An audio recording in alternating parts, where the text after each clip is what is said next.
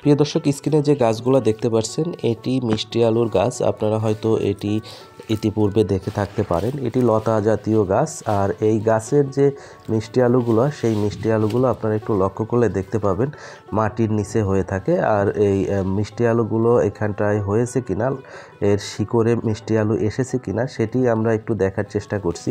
আপনারা একটু লক্ষ্য করলে দেখেন, একটু লক্ষ্য করে দেখতে পারেন এখানটায় মিষ্টি আলুর যে শিকড়, সেই শিকড়ে মিষ্টি আলু এসেছে আমরা একটু লক্ষ্য করে দেখতে পারছি।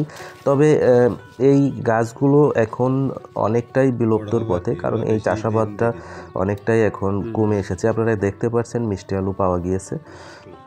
তো এই মিষ্টি আলুগুলো সিদ্ধ করে খাওয়া যায়, আর যেগুলো খুবই পুষ্টিকর। আর এই মিষ্টি আলুগুলো একটা সময় প্রচুর পরিমাণে চাষ হতো, যেগুলো আমাদের ভাতের খাবারের পাশাপাশি যে খাবারের চাহিদা সেটি পূরণ করতো।